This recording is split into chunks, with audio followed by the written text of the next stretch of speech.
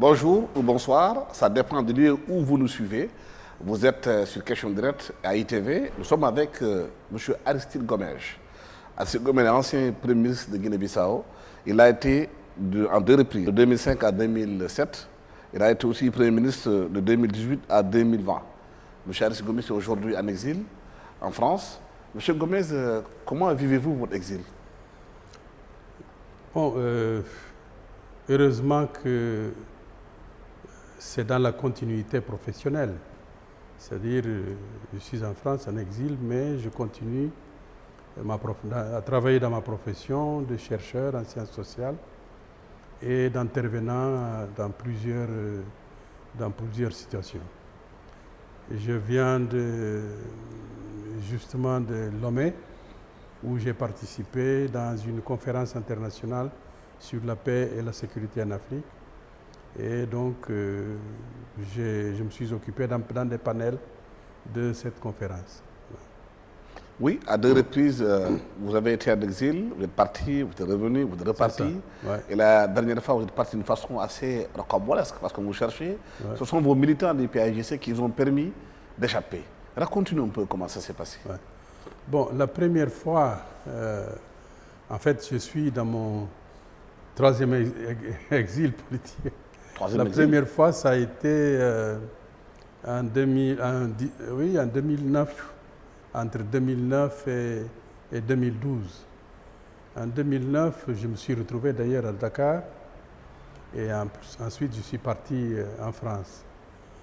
Et en 2020, je me suis retrouvé dans les installations des Nations Unies pendant une année. J'ai été à l'époque exfiltré par l'Organisation des Nations Unies et par les forces de la CEDEAO qui étaient à Bissau à l'époque, avant la prise de fonction de l'actuel président de Guinée-Bissau. Donc ça s'est passé en 2020. On était dans une situation, dans un climat de tension post-électorale. L'un des candidats aux élections présidentielles avait contesté les résultats diffusés par la Commission nationale des élections et il avait donc contesté ces résultats en faisant recours, comme cela est établi constitutionnellement, à la Cour suprême. Et on attendait donc la décision de la Cour suprême.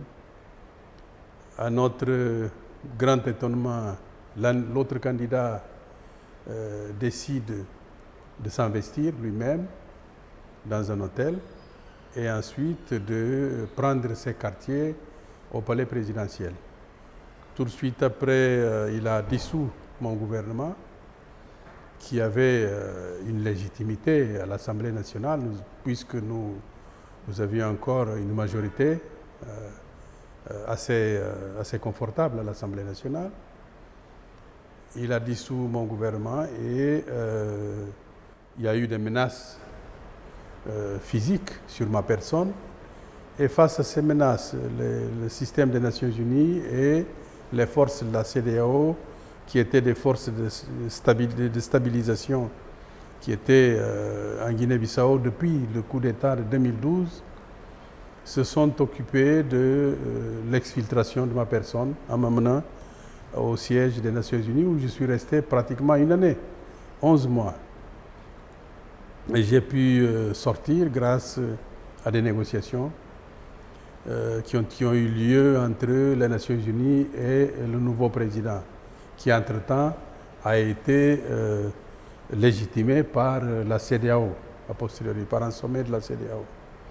Donc je suis parti en France, n'est-ce pas? Et en partant, le semblant d'accusation que le ministère public a voulu faire contre moi sous orientation du président de la République, ce semblant est tombé par terre. D'ailleurs, j'ai pu présenter une plainte contre l'État de Guinée-Bissau à l'interne et ensuite à la cour de la CEDEAO, n'est-ce pas, la plainte d'ailleurs qui suit toujours son cours. Et donc je suis parti un homme libre, comme l'avait déclaré d'ailleurs le représentant spécial du secrétaire général de l'ONU qui était venu à Bissau pour m'amener. Et donc, c'est un homme libre que je suis revenu pour un congrès du PAIGC en 2021 ou 2022. Et à l'étonnement de tout le monde à nouveau,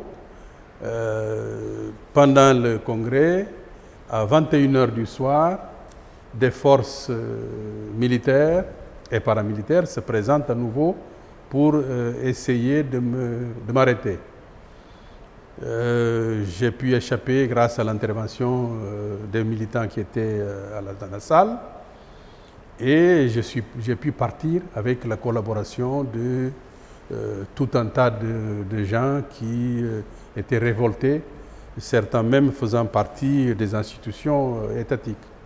Et donc j'ai pu retourner en France, voilà. Et à chaque fois que je retourne en France, je reprends, n'est-ce pas, ma vie professionnelle. Mais depuis heureusement, depuis lors, vous êtes hors de votre pays. Je ne suis pas retourné au pays. En interne, la politique bouge. Il y a eu des élections tout récemment chez vous. Voilà. Il y a eu une nouvelle configuration. Reconfiguration. J'ai pu bâtir campagne. Mais quel regard jetez-vous sur ça? C'est ça. J'ai pu bâtir campagne à l'extérieur et on a à nouveau été rétabli dans notre légitimité à l'Assemblée nationale. En tant que majorité? En tant que majorité. Et donc, on vient de former un gouvernement. La majorité d'ailleurs des gens qui sont dans ce gouvernement étaient dans mon gouvernement, puisque c'est le même parti. Donc, justice nous a été rendue par l'histoire, et ce qui confirme effectivement que nous avons toujours une majorité sociologique dans ce pays et une majorité politique. Mais est-ce qu'aujourd'hui, vous êtes libre de retourner à Bissau? Je pense être libre puisqu'il n'y a aucune accusation soutenable qui pèse sur ma personne. D'ailleurs, en ce moment, c'est moi qui porte plainte. J'ai encore porté plainte à nouveau contre l'État et le processus est en cours au tribunal d'Arusha, donc au tribunal des droits de l'homme, le tribunal africain des droits de l'homme d'Arusha en Tanzanie. Vous prévoyez de retourner là-bas, en Guinée-Bissau? Je prévois de retourner. Quand? Puisque je pense que ça ne va pas tarder, il faudra que je puisse retourner chez moi, parce qu'en attendant à nouveau de voir s'il y aura une agression ou pas. Vous êtes sûr d'avoir des garanties pour votre sécurité en y retournant? Vous savez, avec des états de ce genre où l'homme est plus fort, l'individu se déclare plus fort que les institutions, tout est possible. Mais bon, il y a des risques à prendre. Je les ai prises à plusieurs reprises. Et je pense encore les reprendre. Vous êtes ici au Sénégal. Qu'est-ce que vous attendez? Quel rôle que le Sénégal peut jouer dans votre situation? Vous savez, je n'ai pas d'illusion. Je n'ai pas d'illusion parce que nos organisations régionales et continentales sont le réflexe de ce qui se passe dans nos pays. Ce sont justement, ça fait objet de notre conférence à Lomé, c'est les États fragiles. Les États fragiles, dans ma perspective, selon mes observations, selon mes réflexions, l'État est faible parce que l'individu arrive, n'est-ce pas, à capter les institutions. Ce n'est pas simplement au sommet, mais à tous les niveaux, n'est-ce pas? Donc, dans des situations pareilles, c'est difficile que l'on consolide l'état de droit et donc la démocratie. Donc dans nos pays, ce n'est pas un problème de moraliser. La solution n'est pas de moraliser les personnes. La solution, c'est de poursuivre des efforts sur le plan d'évolution des institutions jusqu'à ce que, effectivement, les institutions puissent maîtriser la volonté des hommes, n'est-ce pas, la volonté des individus. Il faut que l'État puisse, en tant qu'institution, en tant qu'ensemble de structures, puisse s'affirmer, n'est-ce pas, puisse contrôler et maîtriser la volonté des individus, n'est-ce pas, et non le contraire. La Guinée-Bissau a une histoire assez spécifique. C'est un pays qui s'est libéré avec les armes, avec le PAIGC, avec Amical Cabral et tout ce qui a été fait en Guinée-Bissau. Qu'est-ce qui explique l'instabilité chronique en Guinée-Bissau? Pourquoi il y a tout le temps des coups d'État? Pourquoi il y a tout le temps des institutions qui sont ébranlées? Le cas de la Guinée-Bissau est assez paradoxal. Si vous voulez, sur certains plans, nous avons évolué très rapidement et nous avons même dépassé certains pays africains. Par exemple, sur le plan de la constitutionnelle, malgré quelques difficultés qu'il y a encore, que nous connaissons encore, parce qu'il faut éclaircir certaines formes de faisabilité de certaines dispositions constitutionnelles, mais nous avons évolué. Par exemple, nous nous sommes dotés d'une commission nationale des élections, alors que dans la majorité des pays africains, dans les années 90, la majorité des pays africains avaient encore les oppositions, avaient encore ça comme revendication. Et nous avons pu, n'est-ce pas, mettre sur pied un dispositif qui institutionnalise une commission nationale indépendante des élections. Nous avons une constitution où les pouvoirs sont assez équilibrés entre la présidence de la République, le gouvernement, l'Assemblée nationale, etc. Par contre, comme je disais, assez paradoxalement, nous avons des forces de la défense et de la sécurité dont les formes, des modes de structuration sont encore assez archaïques.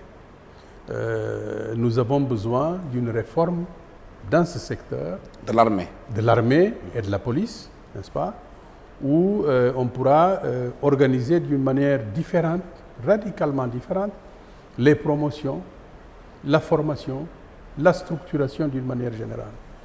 Si vous voulez, les élections normalement se passent bien, mais dès lors que les institutions de la défense et de la sécurité sont appelées à remplir leur rôle républicain, il y a toujours une fausse note.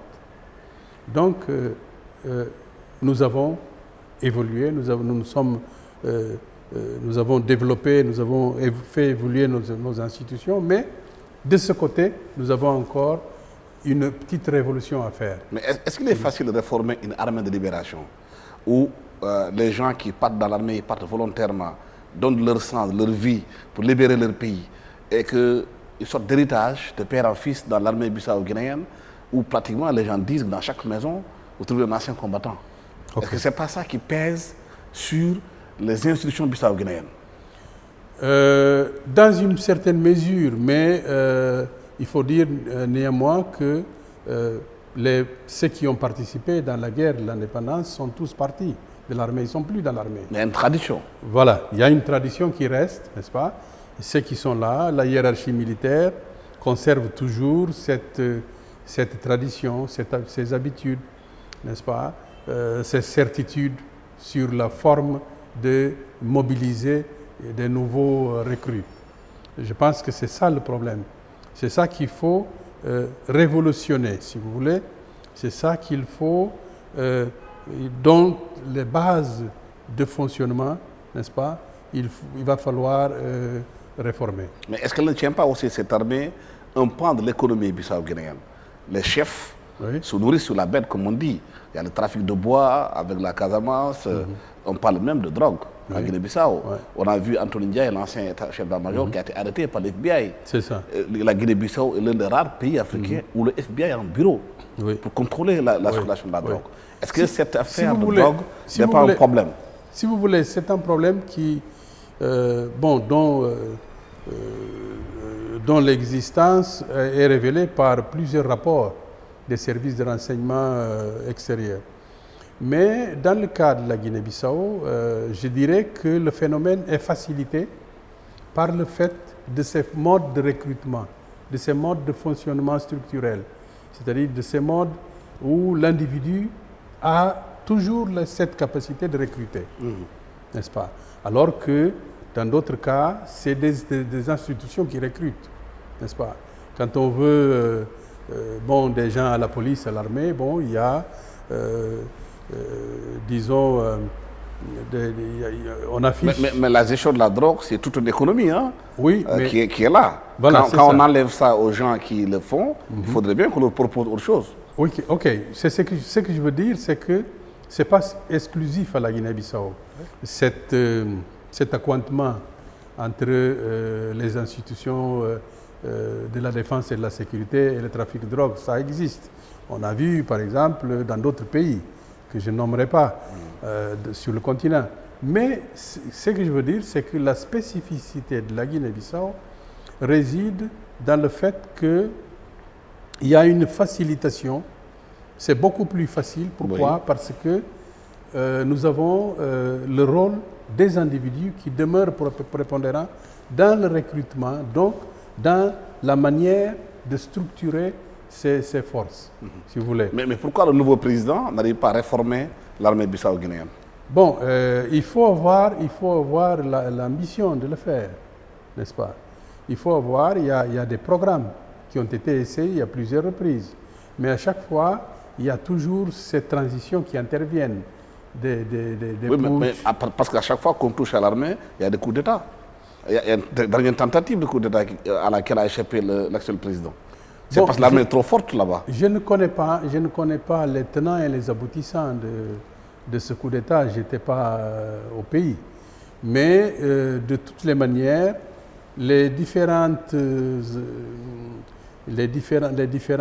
transitions qui ont eu lieu, n'est-ce pas, n'ont pas pu régler ce problème de la structuration des forces de la défense et de la sécurité. Autrement dit, n'ont pas pu faire les réformes qu'il fallait faire. Pourquoi? N'est-ce pas? Bon, il faut qu'il y ait des majorités, n'est-ce pas, élues, qui puissent aller jusqu'à la fin de leurs intentions, qui puissent avoir des programmes, n'est-ce pas, de réformes, et qui puissent avoir la capacité de mener à bien, n'est-ce pas, ces programmes, mais si à chaque fois ils sont interrompus, n'est-ce pas, soit parce qu'il y a eu une dissolution d'un gouvernement par le président, ou bien il y a eu une intervention militaire dans le processus, on n'arrive jamais à faire cette réforme, n'est-ce pas, qui pourrait faire une adéquation entre le fonctionnement, la structuration des forces de la défense et de la sécurité et le fonctionnement des institutions civiles. Au-delà d'être ancien Premier ministre, vous êtes aussi chercheur en sciences sociales. Vous regardez bien l'Afrique, ce qui se passe aujourd'hui. Burkina Faso, Mali, Niger, l'instabilité, les coups d'État qui semblent être une nouvelle mode de gouvernance en Afrique.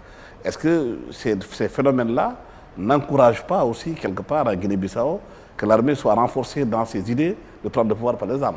Si vous voulez, ce qui se passe dans les autres pays, ça relève de la même nature. C'est-à-dire? C'est-à-dire de la faiblesse des institutions, notamment des institutions étatiques. Si vous voulez, ce qui se passe dans ces pays que vous venez de nommer, c'est pas quelque chose d'étranger par rapport à ce qu'on vient de dire concernant la Guinée-Bissau. La différence, c'est sur des formes. La différence, ça découle de la différence historique de chaque État. Mais quant au fond, ces États, ce sont des États qui résultent dans certains bricolages de l'histoire, n'est-ce pas? Ce ne sont pas des États qui viennent dans la continuité historique des entités étatiques que nous avons connues sur le continent.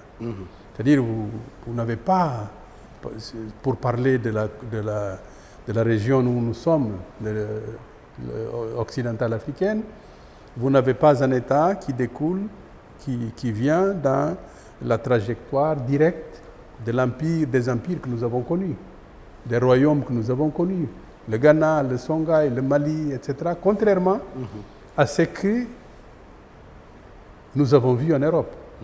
en Et Europe. pourtant, aujourd'hui, si on regarde bien le discours prôné par ces nouveaux qui viennent au pouvoir, il y a une sorte de populisme, de panafricanisme.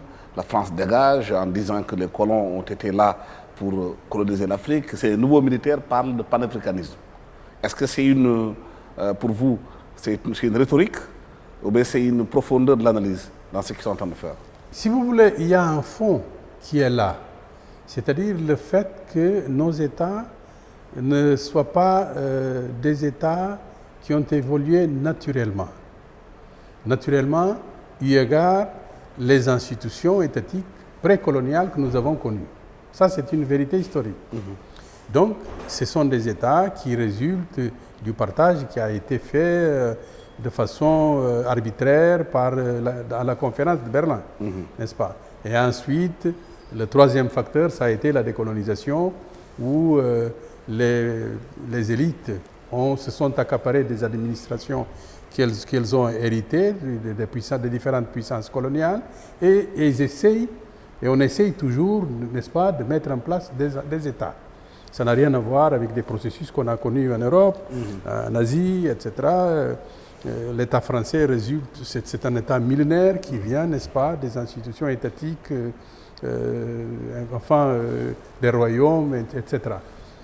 Mais le discours contient, vous savez, à chaque fois que quelqu'un prend le pouvoir, ou bien une élite s'accapare du pouvoir, cette élite va chercher un discours, va convoquer des faits historiques qui existent. Et, n'est-ce pas, le sujet politique... Un discours de légitimation. Il va trouver, évidemment, dans l'histoire, va fonder son discours dans l'histoire, dans les facteurs historiques qui existent. Quitte à savoir après si la convocation est correcte, si elle n'est pas correcte, si elle est manipulée, si elle n'est pas manipulée. Mais bon, le panafricanisme, tout le monde est d'accord, comme quoi si nous menons le combat ensemble, si on s'organise ensemble, etc., nous sommes plus forts économiquement, politiquement, etc. Ok, mais chacun interprète ça à sa manière. Chacun convoque, n'est-ce pas, ces faits historiques et façonne son discours pour avoir sa légitimité. Ouais. Vous avez dirigé le gouvernement successif en Guinée-Bissau en tant que chef de gouvernement. Oui. La question de la Casamance est fondamentale pour le Sénégal. Oui. Un conflit qui dure depuis 40 ans. Jusqu'au présent, on n'arrive pas à trouver de solution, même s'il y a une accalmie. Récemment, on a dit que Salif Sadio a reçu l'émissaire du président Mbalo pour discuter, échanger. Mais il n'y a pas de résolution. Pourquoi cette question n'arrive pas à trouver de solution? Moi, j'ai beaucoup travaillé sur cette question à chaque fois que j'ai pu arriver à des fonctions gouvernementales. Donc, je nommerai pas les personnalités du Sénégal avec lesquelles on a travaillé ça, n'est-ce pas? Mais ce que je veux dire, c'est que avec une bonne volonté partagée du Sénégal et de la Guinée-Bissau, nous pouvons régler ces problèmes-là. Comment? Nous pouvons régler ces problèmes parce que ce ne sont pas des problèmes exclusifs à la Guinée-Bissau et au Sénégal. C'est un problème, justement, du partage qu'il y a eu des frontières, du caractère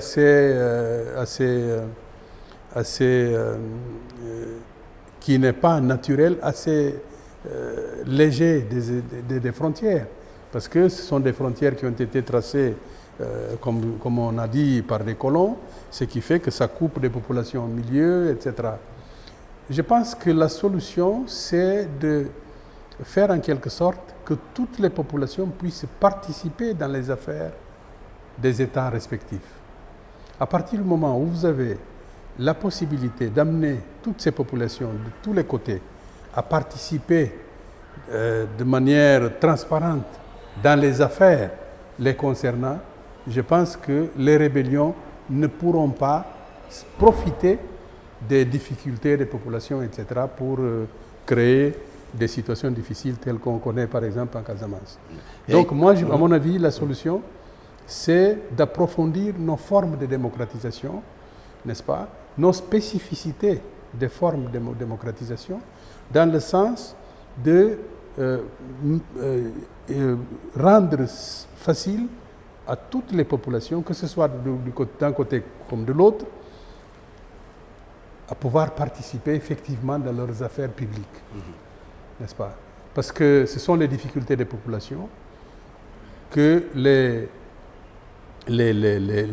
gens qui veulent le pouvoir, n'est-ce pas, ce sont sur la base de ces difficultés qu'on profite pour pouvoir manipuler et créer des situations de conflits tels qu'on connaît par exemple en Casamance. Oui, parce qu'il y a eu beaucoup d'assises, il y a eu beaucoup de rencontres, beaucoup de cessez-le-feu qui n'ont pas donné grand-chose. Au sud du pays, à la frontière bissau-guinéenne, tous les champs que les populations doivent utiliser pour se nourrir sont pratiquement minés et ça crée des drames tous les jours. Oui, mais si vous voulez, en dernière instance, qu'est-ce qui peut donner de la force à des gens qui veulent se rebeller contre l'État, que ce soit sénégalais ou bissau-guinéen? En dernière instance, qu'est-ce qui peut donner de la force à ces gens-là? C'est des malaises éventuels au sein des populations. À partir du moment où on cible ces malaises et on crée des conditions pour que ces populations puissent participer elles-mêmes dans la résolution de leurs problèmes spécifiques publics, n'est-ce pas? Ceux qui veulent manipuler n'auront pas de force. En l'occurrence, ceux qui sont dans la rébellion par rapport à l'État. Voilà. Merci infiniment, monsieur le Premier ministre, Aristide Gomes. Je rappelle que vous êtes ancien Premier ministre de Guinée-Bissau. Vous l'avez été de 2005 à 2007. Vous l'avez été aussi de 2018 à 2020, que vous êtes aujourd'hui en exil en tant qu'ancien Premier ministre de Guinée-Bissau. Vous êtes chercheur en sciences sociales. Vous travaillez beaucoup sur l'instabilité des États africains due aujourd'hui à la gestion des institutions et que vous avez porté plainte contre le gouvernement à Arusha, aux droits de l'homme, pour retrouver votre liberté, de retourner dans votre pays, que votre parti, le PAIGC, est majoritaire aujourd'hui à l'Assemblée nationale bissau-guinéenne, mais vous, en tant que leader, vous êtes encore en exil.